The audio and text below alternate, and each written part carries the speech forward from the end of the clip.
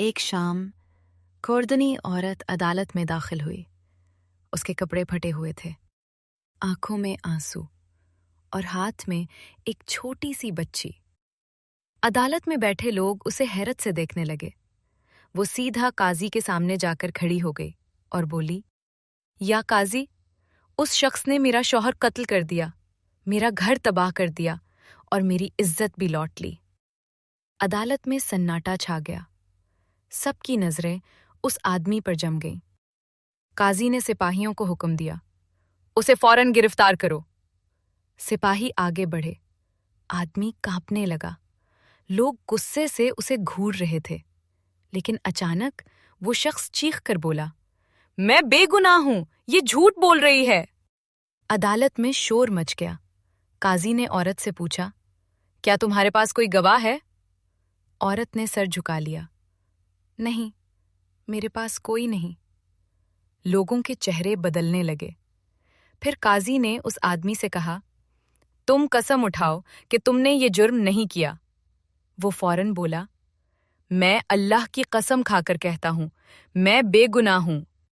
عدالت خاموش ہو گئی، کیونکہ شریعت میں قسم بڑی چیز ہوتی ہے اور بغیر گواہ کے سزا نہیں دی جا سکتی۔ قاضی نے سر جھکایا، چند لمحے سوچا، پھر فیصلہ سنایا، اس آدمی کو رہا کر دیا جائے۔ پورا ہال ہل گیا۔ لوگ حیران، عورت چیخ اٹھی، یا قاضی، یہ کیسا انصاف ہے؟ قاضی نے آہستہ سے کہا، بیٹی، دنیا کی عدالت گواہ مانگتی ہے، مگر یاد رکھ، اللہ کی عدالت میں کوئی مجرم نہیں بچ سکتا۔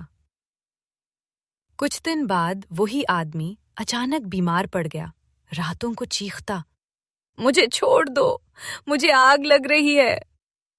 لوگ کہتے ہیں وہ بار بار اسی عورت کا نام لیتا تھا اور ایک دن وہ مر گیا۔ لوگوں نے کہا، یہ اللہ کا فیصلہ تھا۔ یاد رکھو، انسانی عدالت سے بچ سکتے ہو، مگر اللہ کی عدالت سے نہیں۔ ظلم کا انجام ہمیشہ دردناک ہوتا ہے۔